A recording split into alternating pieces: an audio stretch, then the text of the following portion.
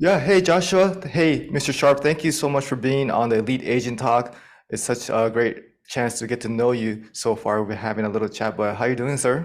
I'm doing great, buddy. How about yourself? I'm doing good, good. So you're a district manager. How many years experience do you have with farmers? Yeah, so years experience with farmers, it's going on 15 years this year. So used to be the young guy. I'm not that guy anymore, you know? Yeah, no, now you're the experienced, wise, and successful guy. And you're out of what city? I know you're in Kansas Yeah. City. Yeah, I'm out of Kansas City. We're on the Kansas side of Kansas City, right on the border in a town called Leawood, Kansas. But we service both Kansas and Missouri. It's kind of a unique part of farmers where we operate in two states. So Oh, okay, great. Is there a lot of difference between, insurance rules between those two states? Yeah, Underwriting? there can be from time to time. Agents who operate in the Kansas City market have rate increases at different times. So you can have, you know, different underwriting rules at different times. And right now, different product offerings. One state has a certain product and another state hasn't gotten it yet. And so, when you think about looking at the dashboard and looking at the updates, you really do got to pay attention to what state that happens because they don't roll them out in the state at the same time. So, Mm. Apex and billing changes and those things, they can happen at different times. And so it's just something that we don't know any different because we've been in this market for so long. But you'll hear about another market and you're going, wait, you guys don't have two different things to keep track of? Even underlining limits from time to time can be different on what state minimums are and stuff like that. So Oh, that's interesting. And why do you think it's just because you're on the border? Is that why? yeah, you are correct. And it's a unique city where there's a lot of states that have border lines, right? But the thing with Kansas City is the city is actually in two states. So, when you hear people say Kansas City, you really need to think our metro area evenly spreads across two states. So, it's just an area where if you want to do business in this area, you got to operate in both states because you could work in one state and live in the other. So, Wow, I didn't know that. yeah. There's two, Kansas City is in two states. Well, Yeah. yeah, you mentioned that on the when we were emailing each other that mindset, habits, building leaders are what you like talking about. So that's right up my alley. So I'm really excited to talk about that. Awesome. But before we do, let us know how you got into the insurance business, what it was like. Where'd you grow up? Take it as far back as you want to. Yeah, definitely. I always share with everyone that I always wanted to be a dad.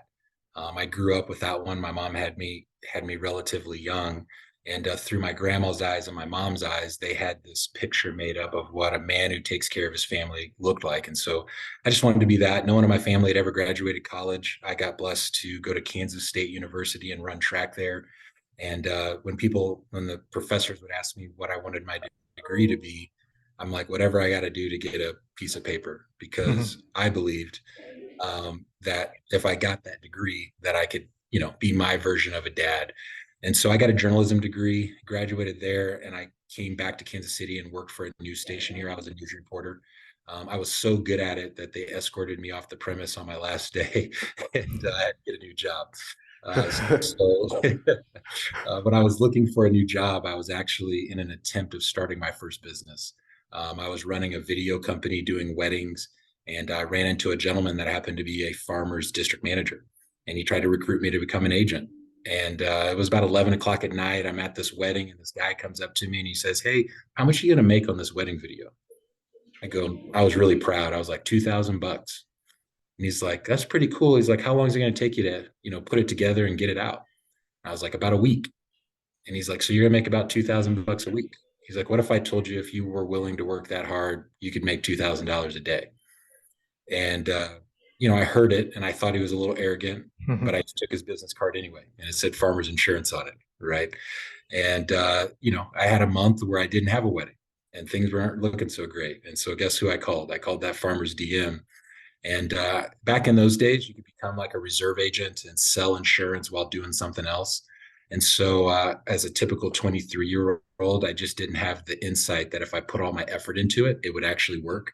And so I was straddling the fence. And while I was doing that, he threw me a bone. He said, "Hey, would you like to recruit for me? Earn some extra money. You could possibly lose that other gig, and I'll still let you be a reserve agent." So I did.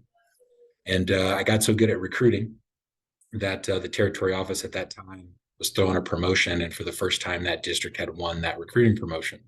And I was thinking about leaving the business. I wasn't having the success that I thought I should have. And the irony to it was, is I was just a young guy that didn't understand the hard work it actually took to get success. I thought the shortcuts that I was taking and the time I was putting in it was enough, but I just hadn't been around or exposed to what it really took. And so it was at the time that I decided I was going to leave Farmers that I actually got exposed to that. The DM said, I really think you're making a bad decision. I know you think you're working really hard, but you really haven't put your all into this. And so he introduced me to a few agents that were doing well. I got to hear their story, and I'm really blessed that I listened because I got the opportunity to follow their lead. And guess what? I had some success. And so I never did actually become an agent. I was a reserve agent for 2 years. I had generated a little under 600 policies, but I was really working part time for the district office and made a transition to work for them full time. So I worked for that particular team for 4 years before I got my opportunity to be a district manager myself. And so I enjoyed it. I enjoyed the opportunity, to obviously sell, but I really enjoyed just helping other people start their businesses. I enjoyed helping other people pursue their dreams just like I was pursuing mine.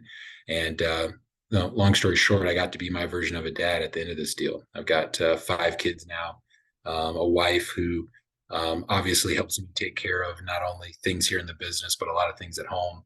And everything that DM told me came true. And now we make more than 2,000 a day, so that's pretty cool. That's really cool. That's a great story, man. Yeah.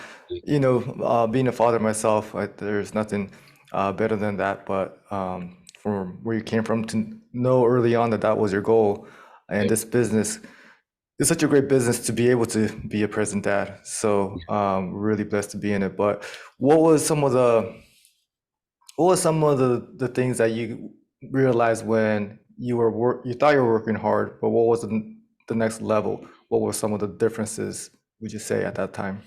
Yeah, I would say the big pendulum was I was working for time as opposed to working for results. And Hmm. so what I would do is I would tell my DM at that time, I'd say, look, man, I'm here at 8 o'clock and I leave at about 6:30 every day. I'm taking calls on the weekend. I'm working really hard. And, I brought that up to an agent that was very successful. And that agent looked at me and he goes, you keep on talking about all this time you're putting in. What are your results? Like, where are you spending your time in the day that gets you results? And whatever that is, you need to spend more time doing that. Look, we're not on a time clock here. We're on a results driven business. So you work for results. And that resonated to me. He was right. Like, I was really focused on the amount of time, but I wasn't focused on how I was using my time. So when I thought I was working really hard, my day did start at 8 and I wasn't getting home till almost 7 with drive time. And so the people in my life were like, you're always at work. But when I was at work, I used to start my day with the dashboard. I would like get in and read articles, check my emails. Before you know it, it was like 9:30. And if I had an appointment at maybe 10, I didn't commit to doing anything before that. I was like, well, that appointment's at 10, so I'm not going to make any phone calls because if I start making phone calls, I'll probably get interrupted. So let me just prepare for that appointment. And lo and behold, that appointment would stand me up, like they wouldn't show up. you know Yeah. And so now I'm like, oh, what do I do now? And maybe an email has come in or a customer has called. And before you know it, it's noon. I'm taking my hour lunch break. I'm coming back at 1 and I might get through 40, 50 phone calls. And those 40 or 50 phone calls, I get a hold of somebody, a couple people, I sell one, feeling good. But when I would go back and look at it, I was like, oh man, I've got to find a way to get more time to make phone calls. Man, I've got to stop starting my day with things that don't matter. Right.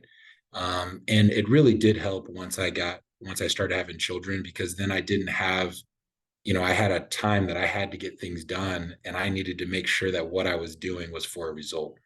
And when I started working for results, I found myself working beyond the times that I had set previously. Right. There were days I Hmm. was Saturdays and I was working 8 to 1 just by appointment because I needed to hit results. But I also found some flexibility as well, where it was like, I would hit results by 3 o'clock. The ones that I had set on paper that we were going to do, which was, and I was going to have an appointment every hour and I was going to get 3 closes in a day. And there's nothing better than doing that Monday through Thursday and finding a Friday where you're like, you know what? I think I'm going to leave at 3. You know what I mean? So working for results really did take me to the next level. And it's been something I've tried to carry through with my team, even at the district office, and try to help agents see that at the end of the day, if we work for results, we'll be a lot more fulfilled in the amount of time that we're putting into our business. So, Yeah, that's a great one. I love that one. I think sometimes working for time is like a employee's mindset, yeah, you're you exactly know, and a business owner mindset is to get the results because ultimately that's what we get paid on. What about right. your that transition or that decision-making time when it came to becoming an agent or a DM, working at a DM as a recruiter? Was that, do you think that was just because your skill set was a little bit more towards recruiting, or is that you enjoyed it Yeah, more, or what? yeah, I do. So I've contemplated on this a ton because when we look at the agent opportunity today, what it is and what the DM opportunity is today, they are very, very similar, right? Like for your example, for yourself, I mean, you have probably as many employees as a small district in California. Not to mention your sales results are probably, Dan, higher than a whole district's new agent pool. You know what I mean? Easily. And I say that because you are building a team, you're helping your staff grow their income and build a lifestyle for themselves within your business, right? And so I found that at a young age, I was really good at helping build leaders. And I felt like I could do that in the DM role. Today, as I look back on that, I'm like, man, I could have did that in the agent role. And frankly, there'd probably be more revenue for it in it. But it doesn't change the disposition that where my heart is really at, which is, man, I really love helping other people achieve their goals, right? And today I get to contract with farmers to put a team behind that, right? And so I try to think in the terms of, okay, a person's starting a small business with farmers. How can a district office help that entrepreneur get the most out of their business? And so I kind of think of an agency in really 4 levels of development. The first one is that they've got to have people to talk to. If you remember back in the day at Farmers, we used to say, see enough people, say the right things, right? But Yep. if we start in the very infancy of this thing, you got to have people to talk to sell insurance to. Otherwise, this thing is not going to scale, right? And it's probably the biggest problem because we have to think about how much money are we going to spend on that? And then whatever we spend on or whatever we do we have the skill set to make it efficient? Because every way to talk to people is a skill set. If you use internet leads, there's a skill set to making that profitable. If you're one of these people who does events, there's a skill set to making that profitable. If you're a person who does mailers, there's a skill set to making that profitable. And so I wanted to make sure that I invested in that knowledge. What internet lead companies are out there? How do they work? What's the close ratio? What type of scripting do you need to know for yourself and for your team? What type of technology and lead follow up systems do you need to have? And what are reasonable expectations of investment and time of return if you're doing those things well? And so for me, the first step of this thing was is well, if I'm going to go into business with farmers, helping build farmers agencies, I want to provide a support system to help people get faster to the point of understanding what works for them because everybody's different, right? And so there's really 2 ways to do it that we try to do. One is peer reinforcement. So if I know there's other agents out there doing it well, create an environment where those agents share with my agents, right? And then secondly, having a specialist on my team that lives and breathes and stays in it so that they're sharp and relevant when they're actually talking to agents, if that makes sense, right? And we're hoping that when our agents partner with us in that first stage, that we're speeding to market the learning curve because it doesn't matter. Every agent goes through an inefficient stage to get efficient. Like no one jumps into that first see enough people stage and it's like, I got this down exactly. I didn't waste a dollar. I did it perfect the first time. There's going to be some friction. Our job is to make it a little less friction so that and give you the end result of what you're doing so you're confident in your decision making and not kind of going in a circle. The next stage, obviously, is you got to say the right things. You got to be able to sell insurance. And that's a misnomer that we have in our industry, that you don't sell this stuff, that all you have to do is quote it. If it's cheaper, they'll buy it. I can tell you, and I think you know, that plenty of times there are bad salespeople that can give someone a price that's cheaper and still don't sell it. And it It doesn't is happen very that often frustrating. either. It's very frustrating. You're like, dude, it was better coverages and you were less and we lost it. How is that possible? Right. But the reality is there's knowledge that has to come in at that stage, like just an understanding of your competitor, an understanding of what you're offering, an understanding of what you're hearing on the phone to be able to help people make that informed decision. And my goal has always been, okay, I want to make sure that I've got resources, whether it be other agents, whether it be people on my team that are sharp and able to help agents navigate that process with confidence, because they're going to make mistakes, they're going to have bad days, but ultimately we need them to have a high level of confidence that they're going to get better and be able to either raise their closing ratios or at least be able to sell at a decent close ratio, right? And then you move on to the next stage, which is how the heck do you service these people and turn servicing not into a drain, but into a profit center. And so you've got that stage of, well, how do we surround an agent with, sell systems and team building systems to actually make their service department make them money, whether it be through referrals, cross-selling life, or whatever it may be. And how do we do that without making that agent feel like the only thing we care about is whether they sell a life policy or not, but that we truly have a heart for wanting them to succeed. And that, yes, there's some cliche things that we might say, but those cliche things are only being presented to you because they work. And ultimately, that comes down to relationship, right? And then I would say our last piece, working with an agent, is the continual building and promoting of the team. Every agency, once they master it, they've got the people, the leads coming in, they're selling, they got the service team. But now we have to manage the idea of performance, elevation. Man, how do I keep this good staff person, but also keep them driven to want to keep selling, because I can't go bankrupt on them. They've got to keep performing, right? Then there's this other element of, man, I hired the people that I could afford at the time, but now I'm at a stage where those people are not the people I need for my future. And so how do I create a new team in that environment? Because man, it is, I know everyone who deals with staff knows that it is tough. You know what I mean? It's not easy. And so our job is to, help agents through that process. And so I enjoy that. I enjoy that problem solving. I enjoy seeing success on the other end. I enjoy all the challenges that come with, I need to make more money, but I don't have the money to spend. And ultimately, at the end of it, I picture myself retiring from this industry and knowing that there are families upon families upon families that have been changed, not because of my efforts, but from my support of awesome people and what they've done in this business. You know what I mean? So hopefully that kind of explains a little bit of why I chose this particular route. Um, but the reality is there's days I'm envious of people like Dan.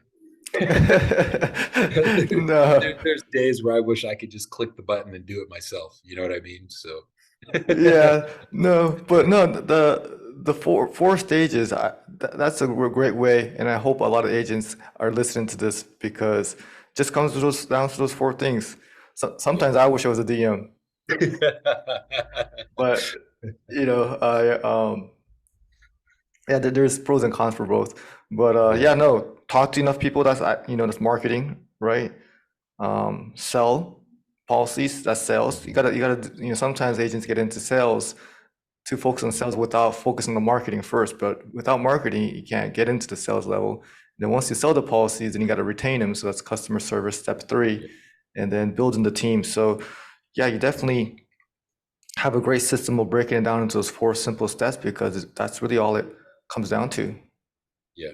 Yeah. Yeah. And it's one of those things too where um, you get better at it as you get into it.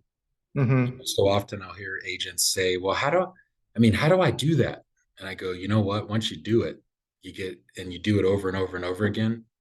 you get a whole lot better at it. And so I'm finding that I've got to encourage my staff and encourage myself and my key people to say, we've got to jump out of the airplane with these agents.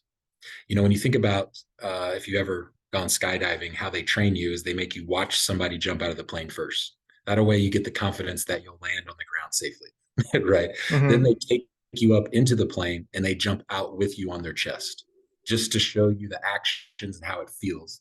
And then they let you do it on your own with someone watching. And then they let you do it on your own after you have so many watched jumps. And so I thought, man, that's a perfect way to train anybody. First, show them it can be done.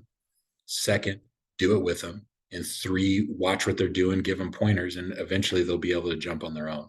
And so we feel like every move an agent's making is like jumping out of an airplane. And they, It's just as scary. you're exactly correct. And so we find it's a little bit easier if we kind of take that approach to it. So. That's awesome. What about your recruiting strategies? Are you going to weddings yourself and hitting up the videographers? No, I haven't used the recruiting route at the weddings yet. But today, recruiting has changed so much. So back in the day, we just got on Career Builder, right? Like the world was just put your phone number online and let a company call you. And we Hmm. would just call people, call people, call people, and we had a pitch and they would come in. Today, companies are putting the power into the consumer, right? They Hmm. need to apply. It's hard to get just a number and call them. And frankly, I find that when you do that, you're selling more than inviting someone in. So the way we recruit is relationship driven, and we're trying to create relationships via LinkedIn, and we Okay. try to create relations via Indeed, and then we're also doing that in our local community. But ultimately, we are driving people into a funnel. And so the first funnel is what we call the informational meeting. If I was talking to you, Dan, let's say you were working with another insurance company, I'd say, hey, Dan, we've got just some awesome opportunities at Farmers for people to own agencies. I know you're really successful at State Farm, and I want your feedback on our opportunities here because you're going to run into people who want to start agencies. State Farm isn't going to have all the opportunities, but I'm pretty positive that we've got one of the best opportunities. I want to get your eyes on it. You wouldn't mind meeting with my team for an informational meeting. We're trying to drive roughly 10 people a week to our informational meeting, and we hit that every week. So I've got two recruiters that's what they're doing. At the informational meeting, we've got it set up to where if you sit through that, I know at least four of those people are going to apply to become an agent, or at least send me four people that will. And we have a very honed in presentation that helps people understand who Farmers is, what makes us unique, how you make income, and then last but not least, the support you get when you're going through this business. And that's really where we want to flip it. We want to make people earn this opportunity. So we have this mass marketing for the initial relationship. Hey, this is Josh. You know what I do. Here's what I do. And this is kind of a summary of it. Hey, why don't you just come to an informational meeting? Real light. We drive them into that funnel. And at that point, they need to apply. And so we created a form that they have to apply to. I know that the average completion of this form, based on what I use, takes a person about 30 minutes to complete. And it's asking them a lot of questions about we designed it to where they know they're getting into a business ownership opportunity. It's asking them about how they would build a team, what experiences they've had to do so, how would they market, what do they consider a lead and a prospect, and um, tell us about experiences. So by the time I talk to these candidates in an interview, I've almost got somewhat of a business plan or an insight into their business mind. Because ultimately, I know that I can teach a person how to sell. And ultimately, I know that Farmers has enough systems that if they're willing to follow them, they're going to be successful. But what I don't know is do they really want to own a business? Do they have the Hmm. business aptitude to actually do it? And do they want? Is that their driving force? Because sometimes people's driving force is just to make money, and that's great. But there's many ways to make money. You're choosing to be an entrepreneur to make money. So that means there's going to be an investment before it comes. And I really need to sniff that out in the beginning. Does that make sense? Yeah. Once I kind of sniff that out, now we've got, 8 some odd people a week that are sitting down with me. Sometimes they bring a business partner or a spouse, someone they bounce ideas off of. And in that interview, it's more balanced because they don't need to ask me a bunch of questions about this. They've already sat through that. Now we're really getting into what makes you a good fit. And they're still evaluating me like, hey, why are you a good fit for me? But it's more balanced. I don't have to sit in there selling them on compensation structure and all of these things. We're actually meeting because we both want to talk to one another and you've already been informed. Does that make sense? Yeah, anytime in recruiting, you don't want to be the one desperately begging somebody to join your business. But You're exactly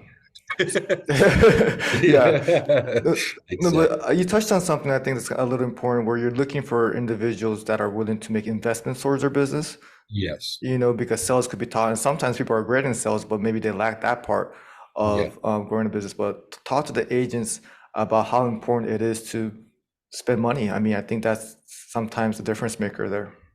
Yeah, you're absolutely correct. So I have to tell myself this, right?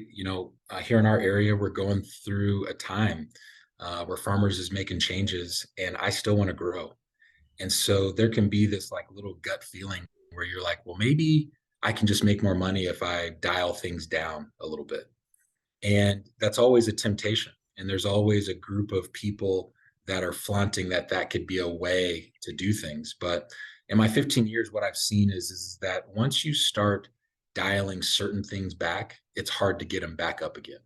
The first one being marketing. So when we're talking about investing, there's two big pillars in an agency. One is going to be leads, and the other is going to be people, right?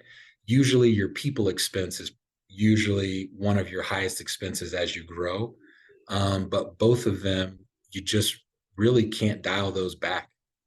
You got to keep them level or you got to keep them going.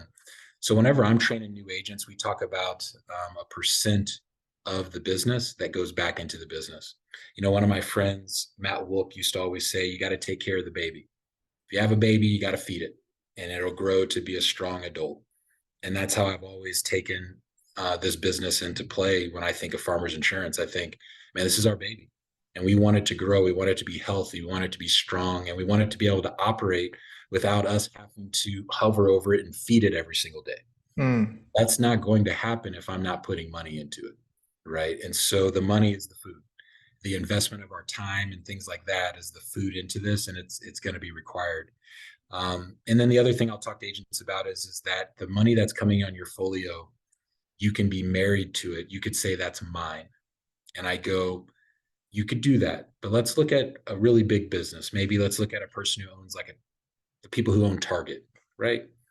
Whoever started that cannot look at all of that revenue and say that's mine, and they can't look at it and say this revenue that I'm giving to this employee that's getting these carts, that's mine. And if they don't get those carts as fast as I want them to get them, then they're wasting my money. We have to remember that a business entity is exactly that. We have created another being called a business entity. And there's a piece of it that is yours. And you want to expand that piece. And that's just been a mindset that I've always got into. Like, man, my whole folio is not mine. There's a piece of it that because I created this, that I want to carve out for myself, but the rest of this needs to go back in. And I've got to be smart and seek out good counsel on where I want to put that money. But once we disconnect ourselves to the whole pie being ours, it helps us be a little bit more patient with our staff to groom them.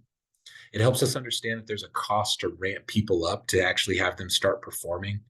So often I hear stories about producers being fired within one day on the job because they didn't do something right. And I'm thinking, man, we've invested all of a whole day into this person. You know what I mean? yeah, not And only, and then the recruiting money too, yeah, and I do think there's a process that we have to abide by to judge staff as they're growing.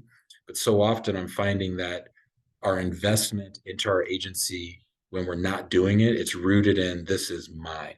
mm, And yes, the business you created, and yes, I'm so grateful that we've created this amount of commissions. But the reality is that if I don't have my staff, if I'm not paying for all the lead sources that we have coming in, I'm not investing in my agent's future. I'm not helping agents get better, which all costs money. If I'm not making those investments, my pie is going to be so small. And my life, I always feel like my agent's quality of life goes down. You know what I mean? Like your quality of life goes up, concentrating on the growing your percent. as opposed to concentrating to the whole pie, if that makes sense. So Absolutely. That's a great analogy. yeah, Great stuff right there, Joshua. Yeah. The fact that, our agency is a baby, I think that's a great one too, because, after 18, 20 years, they're going to be something that you don't have to take care of as much, but something that you could be extremely proud of, yeah, just like fatherhood. And yeah. also, yeah, that it's not yours. I look at it like none of it is mine. Some months, Yeah, but yeah, um, just always investing in people and marketing. I think that that's a great point because I couldn't imagine what my lifestyle would be if I had to do everything myself. yep, How stressful that would be. So I think that's the biggest difference. I think some agents look at just like you talked about how hard they work, yeah, and that does get you some places, but it's actually the difference maker is how much risk you're taking too. yeah, yeah. You're exactly correct. It is risky to hire a staff person, and you don't feel like your revenue is at the level for your own personal needs. That's a risk, and I do feel like if I can help agents, especially with the farmers bonus structures right now, if I can help agents see, man, if we run at this mark, here's the type of revenue that you could generate to cover those expenses, right? And then also show agents, hey, in the long term, here's what it looks like on the residual side. And I think what's really hard for agents is forecasting.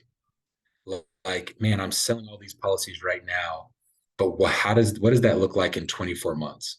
And you've been in this business long enough to know, guess what? It actually does grow. you know, they really do renew and it really does get better. But when you're in the thick of it, in that first 18 months, that first 24 months, it doesn't feel like it's happening. You know what I mean? So Yeah. it does help to have people like yourself, as well as many of the district managers I know, just pour into agents from the side of, hey, this is coming, so keep making these investments. You know what I mean? So Yeah. Yeah, that's where experience helps, and just like the skydiving examples, or just seeing it from other people, that's a great way for new yeah, agents. What are some things, Joshua, would you say as a DM you feel some agents underutilize that relationship, or what are some ways you see, agents not take advantage of their DMs? yeah. I think it starts with the title. To be quite honest with you, people come into this industry and they put the word manager behind my name. When there's really two relationships that we're working with. I've got a relationship with farmers to help them grow their sales in a market, and they ask me to do that by bringing on new agents and developing the existing ones, right? So that's one relationship I have. But then I have this other relationship with the actual agency owner. The person we brought in, they've got expectations, places that they want to go. And it's a delicate situation because the reality is that in all intents and purposes, I'm not their manager. They're self-employed, right? They're an individual that can make their own decisions, and they can prosper in their own decisions. And so it comes down to really getting to know your district office, understanding what it is and resources that they've got, and looking at it not as a requirement, but more as an opportunity. I always tell people when you look at my district office, look at it as a buffet. There's areas where you're solid, you're strong in, you're fully confident you can do that. Then there's some areas that you're weak in, you're kind of searching for answers. I go, well, navigate through your district office in that. And we'd love to partner with you. It can be difficult deciphering online what agents' philosophies you should follow. Right? There's a lot of people selling different things and ways to do things. And there's some people that have been doing this long enough that they're paid to just tell you, hey, I've seen this, this is how this works, this is how this works.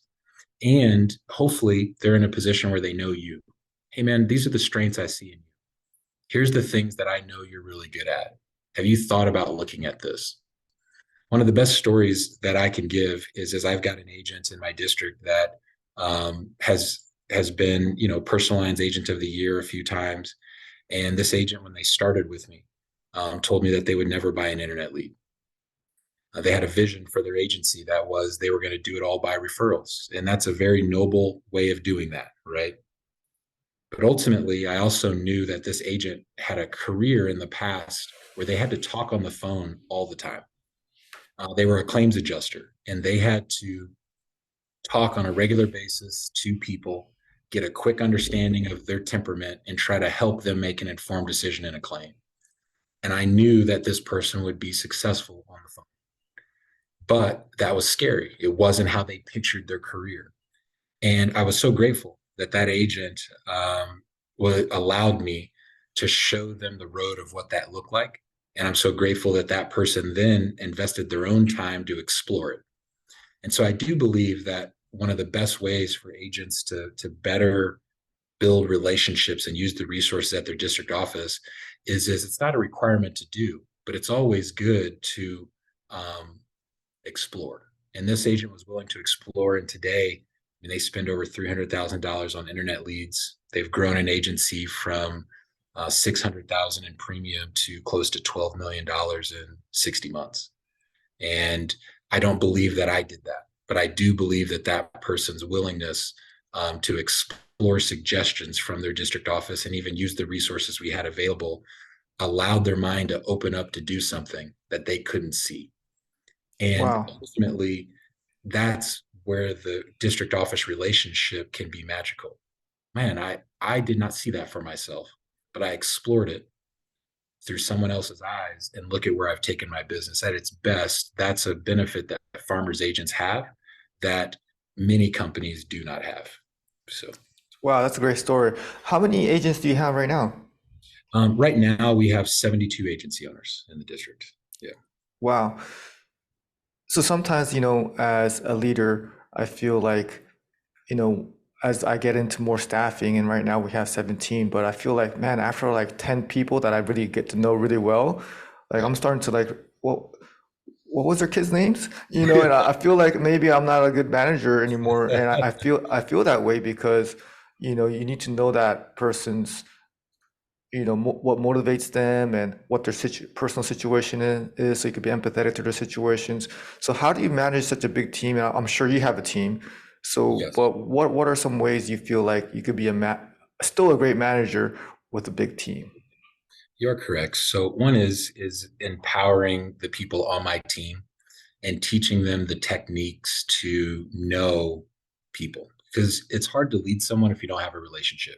That's Right. just plain and simple. So I found that the best place to start the relationship is in the beginning, right? And so I'm typically involved pretty heavily at the beginning of training because at the beginning of training is where you typically find out who you've got, but Hmm. you also run into all the obstacles together. At that point, I can form a relationship. And then I'm going to have other people helping me along the way. And so they'll start forming their relationship with them and carrying them through the process. But then how I interject myself in is for some people, it's quarterly. So if there's an individual on my team out of these 70 agencies, I've got to stay in front of them on a regular basis. So I find like a weekly newsletter that's written from me addressed to them individually is a way for them to know that I'm thinking about them and that there's things going on in the business that I'm aware of. It also gives them a point every week where they can reply to that with something that I've talked about or something that they can join. You see what I mean? Hmm. So there has to be consistent weekly communication. But it doesn't have to be a webinar. It doesn't have to be you actually sitting in their office, but you also can't be canned. Like it does need to be pertinent information that they look forward to reading every single week. The next thing is relationship thrives on knowing what's going on in their life. So we use a system in our office where every time you have a conversation with an agent, you mark in that system what's going on. Hmm. And before I ever call an agent, I'll go read that. So if I was calling you, I would have seen every email and every phone call that my staff has ever had with your office or staff. And I can see in there, oh wow, okay. Someone in there's mother passed away. Man, I didn't know that. Right. So now when I call, I might have been trying to call you about seeing if you're coming to one of my meetings. Hey, we're having a celebration. Are you coming? But I'm going to call and I'm first going to say, hey, Dan, how is Sarah doing? How's her? Okay. Yeah, man, that's tough to deal with, man. How'd you deal with it? And then I can go through it. So I do think Whoever you have in your operation that is closer to the staff. So the biggest example for an agent would be like your marketers.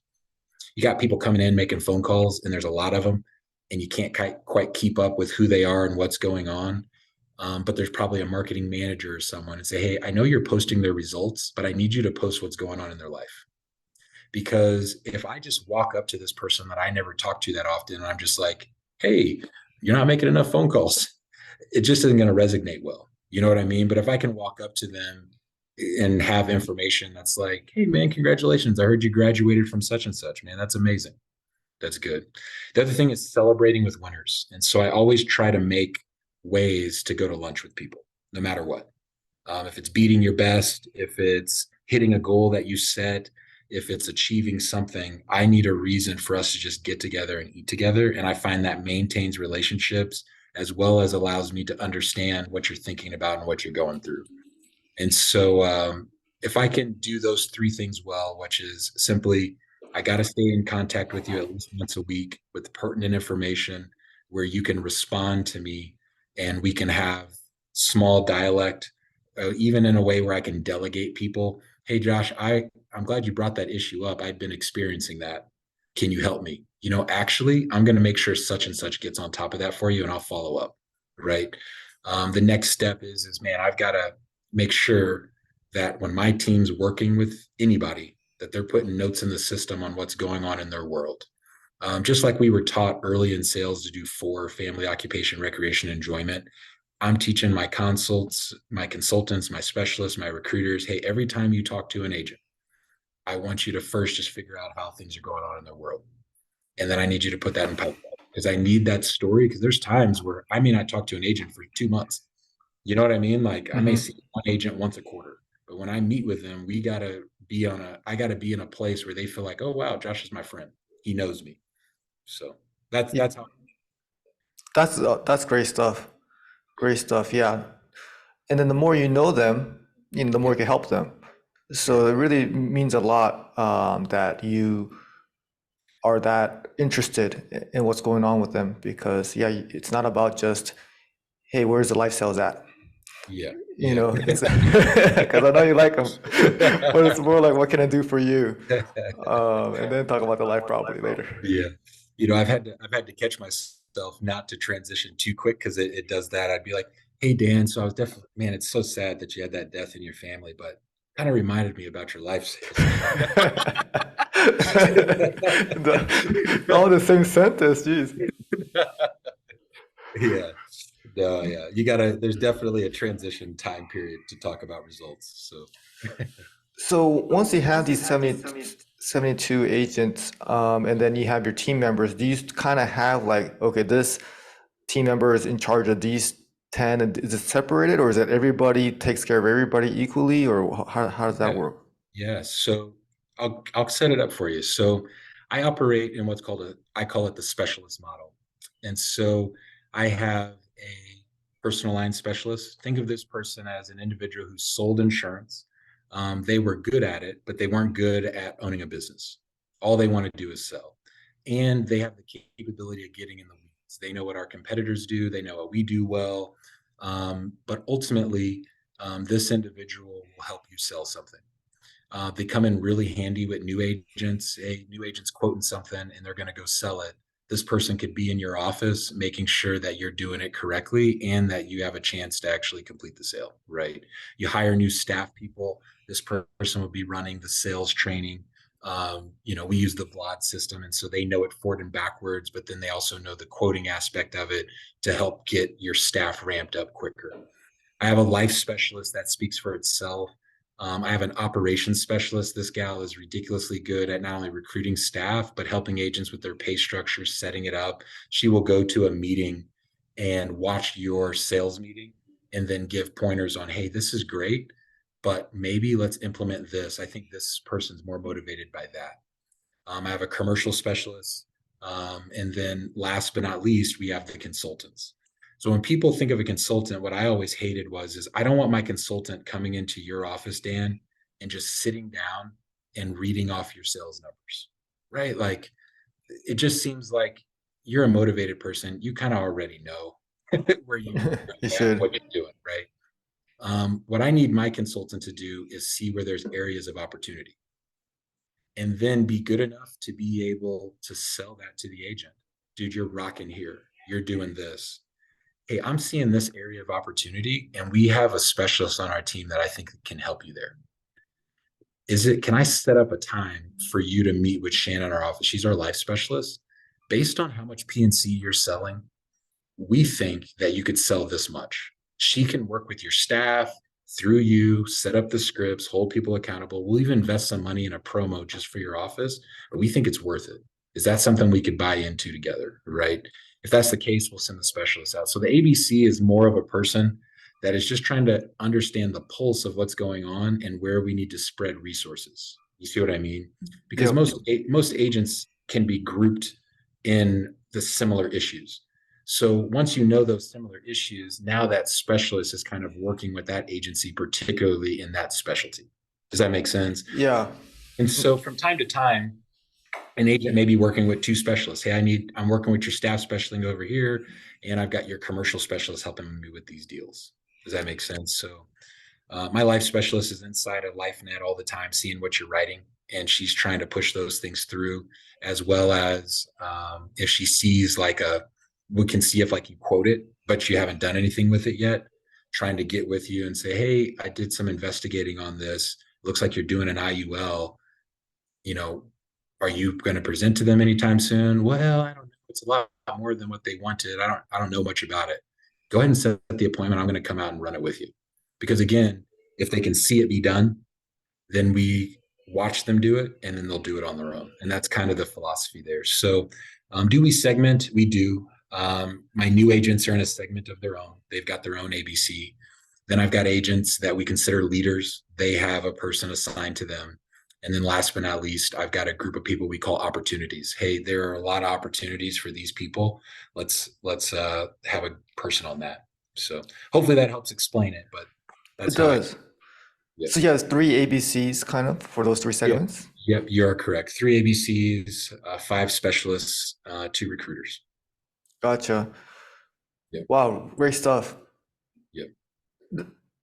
Let me share with you my situation, and let Yep. me know what your thoughts are because, I'm at a stage where because I feel like I'm not able to be that type of manager where I know everything about them and I started from the bottom and taught them everything. Yep. Um, but now I'm looking for leaders within my agency. Yes. And option one would be to have probably a couple leaders and they could probably manage like three or four just to start off with. And I could still manage about 10 pretty well. I feel like that's like a sweet spot for me. Yep. So I was thinking option A is to have, okay, one manager and then they have three or four agents and then same thing with the other one. But then they both have different skill sets. So I was thinking, well, actually they could both, one could be more of the one's really well with a lot of the products and knowing how to sell things and really knowing each product really well. So more of a specialist role. And then another one is more like a motivational and like energy and just being like a caring person, like a great leader in that type of way. So do you think it's better for them to have two separate teams or more like the specialist route where they kind of are, each team member could go to either one and not have separate teams, but just they both manage equally together a set of instead of having three each, they both manage together 6 people. Gotcha. Real quick before I answer that, can you help me understand like your kind of staffing structure? So are you onboarding a producer is what we're talking about right now? And what does that onboarding process look like when you onboard them? Well, producer, a lot of times we start them off with secretarial or administrative work, and Yep. then they become customer service, and then they get a license. So they kind of know what the agency is like. So to become a producer, you're probably in the office for at least 6 months. Perfect. And then, yeah, once you're a producer, that's when I was thinking about having one of them kind of show them how to be, successful in insurance sales.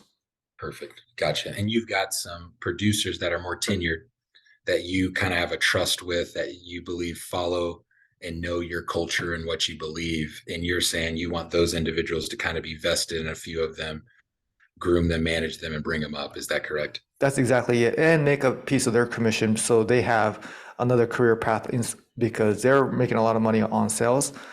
Yeah. But I feel like they could take it to another level and be more of leaders where they could get compensated. So it's kind of like similar to the last system, but I still Yep. want them to still be selling Yep. because I just want them to have another level of their career path. So becoming leaders.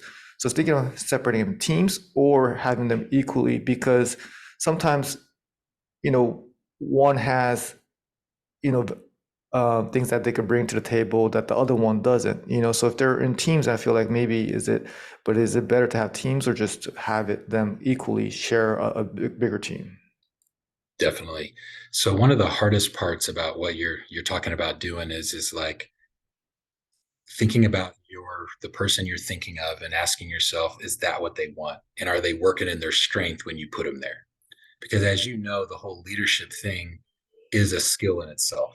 And just because you're a top salesperson or you're good doesn't necessarily mean that you're also going to be able to lead other people to do it. And I had to learn that the hard way. So as I was elevating people in my office, I was elevating performers to lead other people, but those performers didn't have the patience. They treated everyone like themselves. They were like, well, I did it this fast and I did it this. And you find that sometimes they even kind of push down a little bit. But then randomly, I had an individual that was good, but he wasn't great. But he was an amazing person for me in leading my other team. And so by accident, I found my kind of person who could do that. Now I actually use a consulting group, which I can send you. But this group does like a personality test on my employees coming in and kind of helps you understand not their personality, like who they are, but what they like to do and what they don't like to do. So it's more of a performance assessment. And I thought it was kind of weird at first. I'm like, what do you mean? Like, yeah, we're going to ask them what they like and what they don't like many times. And it gives us an assessment of the things they do in work that drain them and the things they do in work that makes them excited. And you'll find that you might have a person that's in a job that's doing what drains them. They're doing it because you're asking them to, but they hate life. And once I got that, I'm like, okay, these people are the people that need to be holding people accountable and elevating them. You see what I mean? Hmm. And it also helped me financially because you put a top salesperson in that role where you elevate them, and yeah, it's an extra income, but that person's now putting pressure on the whole system. Whereas if I'm putting the person who's right for the job, their income does go up, but because they enjoy it, the compensation doesn't have to be as high as the person who didn't enjoy it. Does that make sense? It was kind of a weird realization, like, oh, I've been forcing a guy who just wants to go to work and do his thing to make other people perform, and he hates that. Like he does not want to do that, and so it's coming across as he's lifting those people up. So if I was coaching you, I know this isn't the right answer. I would just say you got to evaluate the people that you're thinking about doing that first. Make sure that they can actually have their cup filled up doing that work because money is only part of it. You see what Right. I? As long Yeah. as their cup's getting full doing that, then you probably got the right people. You could train them to do it. You know what I mean? Yeah. No, yeah, that totally makes sense. I've talked to them Sorry, and I'm kind answer of your question. That's what DMs do. We just don't answer. no, no, no, you answered it really Just- well. No, those are really important points. yeah. No, yeah, that is something that I kind of contemplated because they already have a lot on their plate already. Yep. And I haven't jumped into that, but I've kind of mentioned a few times. And they're already taking some leadership approaches, which I really appreciate. I could see that they could do it, but to what extent? Yep. But to have somebody that's not a top sales agent become a leader, what are some things that what are Yeah. some characteristics you see there? Like, how do you Yeah. spot that without the assessment will probably help, but Yeah. So I besides that, would. So there's two things that I do um, that I've learned over the years. When I'm thinking like you are, you're thinking big picture. Create the job and what you want it to do, and tell your team that that's what you're hiring for, and tell them the compensation levels and the skill levels that it takes. And so you've already done that. When I was listening to you, you were like, okay, I want them to they have to do this many sales. They got a book. They're going to keep selling. They're going to do this. So you create the job description and what you're willing to pay and the income potential. And then I share that at a meeting. So I go, hey guys, we're expanding, we're growing, because people like to hear that. Oh, wow, we're growing, we're expanding. And you go, I'm realizing that I need this position to get to the next level. And I'm going to interview internally first, but I am going to start posting this and I'm going to be looking for people with these attributes already, right? What that does is the people who want it will come to you. Mm. And now they're not ashamed. And now you're not selling it. They come to you and they're like, hey, Dan, I'm glad you brought that up. I've been contemplating maybe even being my own agent because I really enjoy this and I want to do that. But you got this position. I'd love to do it. And it'll shock you who it'll be. Sometimes it's the person that you're like, and you're kind of middle of the road. And you have to question, like, are you just doing this so that you don't have to like work hard again or like what's going on? Um, but you'll also find that the person you're hoping for, sometimes it's not them. They're like, oh, no, no, no. Yeah, hire someone in for that. That's not what I want to do. I'm concentrated on doing what I want to do and so forth and so on. You see Yeah, what I so, mean? yeah, some salespeople they don't want to help someone, they just want to beat them up. It's, Exactly. it's some, Um, yes, I'm looking for a person who's optimistic, honestly, okay. a person who buys into my vision. I love that. And knows how to question things without it coming across negative. You know what I mean? Like Hmm. there's a skill set to developing people where you have to give them feedback and input, but you can't tear them all the way down to the ground. And that takes a good communicator. And so there's possibly someone on your team that you know is respectful when they bring up concerns. They're very diligent before they speak. They don't just speak on how they're feeling. They've thought about it a little bit and then they explain. The person, I do like them to be detail oriented because when you're bringing on salespeople, you already know a lot of us are not detail oriented. You know what I mean? Yeah. So Hmm. having someone who can kind of cross those I's, dot the T's, look before and behind the person is very helpful. And then also someone who knows what they're doing and can communicate it. I don't necessarily need you to be the best salesperson on the planet to convince someone else how to do it. I just need you to have enough skill at it to be apathetic through what the person's going through. Because if there's any frustration when someone's trying to help you in sales, is when you know that they have no idea what they're talking about. You know what I mean? Hmm. You're sitting there talking to them, and they're like, "No, you just click this button, you do that," and you're like, "Yeah, it's obvious you've never done this before." Right. And so having a person who can communicate at the level that the person's at is really, really important. You know what I mean? They can't be viewed as unrelatable. Yeah. And so I think keeping them in sales keeps them that way, right? Like, Hmm. so No, yeah, good stuff. Really good stuff as I we think about that kind of the next step. But yeah, putting it out there, letting everybody know that that's what I'm looking for, and I'll keep you updated. Maybe there'll be a little surprise, candidate. that'd be Uh, really cool. yeah, Yeah. but yeah, building teams is something that I really enjoy too. It's kind of Yeah. like the next phase of my career is Yeah. to build leaders. Yep. So yeah, great stuff. Yeah, Yeah, man. Paint that vision for them. Like put your vision out there for them. And I think the people that are right for your vision are going to start popping up. So, right. Yeah. So what's your vision for your district, Joshua, as we move forward into, yeah. the future? Yeah, man. So I've got a lot of visions, but overall at the top of it is I want to grow, right? In the next 5 years, I want to be double the size. So right now I'm 140 million in premium, and I'd love to get to about 280, right? And that's a big number. But the reality is that it can be done.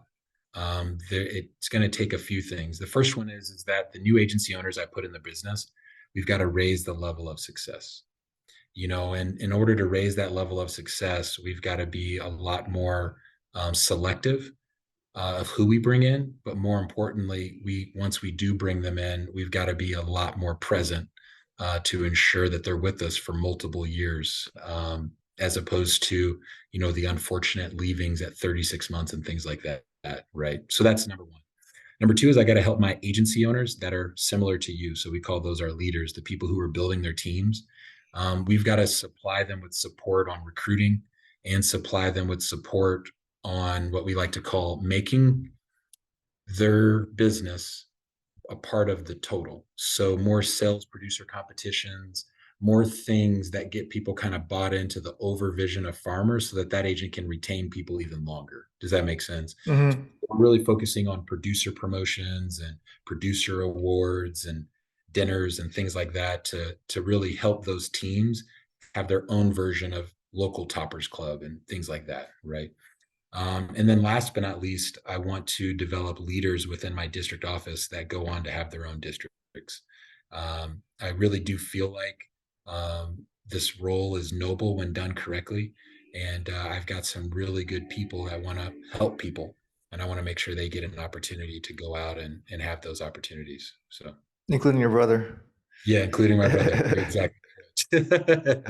You are That's correct. awesome, man. But at that level, I mean, already, I would assume, I don't know too much about district managers' numbers, but you must already be one of the larger ones. You are correct. Yeah, we've been really blessed. We're one of the larger ones. I don't know if I know I'm not the largest, but I know I'm in the top 10. So, And then trying to double that, I mean, that's, I love that. That's the type of stuff that, I'm thinking about too, yeah, is to keep growing because it's just so much more enjoyable and then yeah, you're making an impact. But I think that was really important things you talked about is just, retention, exactly. it's just, agent retention for my, or I would call it employee retention, but for in your situation, uh, retention of your agents, and then thinking of your agents, how do they retain their top producing producers, Yeah, and thinking you are about correct. how to keep raising the top. I think that is where opportunity is. Yeah, we're really at a stage that's really cool at farmers. Big agents have opportunities to have multiple locations now, and which is a skill set that isn't easy to just have, right? But it's really cool because I'm seeing agents, grow bigger than I've ever seen before. And so when people are like, "How are you going to double your district?" I go, "Well, you keep an agent in the business 7 years doing the right things. They finally get to the money level where if they're still audacious and still want to grind, they can do so much with that knowledge and so much with those finances, way more than ever could have been done by some new guy coming in." So I'm getting to a stage where I'm getting people to 6 and year 7 and the light bulb's going off like, oh, wow, I did all of this with this amount of resources. Now I have 7 years worth of resources, knowledge, and skills. Look at what I'm going to do now. You see what I mean? So, Yeah, that's huge. yeah, Not only the skill that the agents develop to get to that point, but also the capital really helps to take it to the next level. So yeah, it does get exciting. So a lot of the agents that are watching maybe that are before that, tenure, I think that's something to really look forward to, and the possibility gets really bigger as we keep our mindset sharp and improve our skill set, and then the capital to put it back into it just even more aggressively because you believe in it more because you jumped off the plane so many times and you found out that investing works. You have more faith in investing, and I think that's really when agencies could really reach next level. yep, definitely. All right, Mr. Sharp. Wow, this was a great one. I really enjoyed talking to you. I mean, you learned, Appreciate that. yeah, so much things that I learned. I just want to acknowledge you for just being, that I mean, we just met, but I already know what type of DM you are, what you do for the agents, what you do for the company, and then, just what you started off with, just being uh, the father that you always wanted to be. It's just something that is a great story that farmers could be really proud of to have you part of. So if you ever need anything from me, just let me know for the district if there's anything I could do to help. But I really look forward to keeping in touch with you and seeing, your success moving forward. Definitely. Well, thank you, Dan. I look forward to hanging out with you at one of these farmers events, man. So have a good one. Yeah, we'll be meeting in person soon, I'm sure. Yep, All definitely. right. Thanks, sir. Take it easy.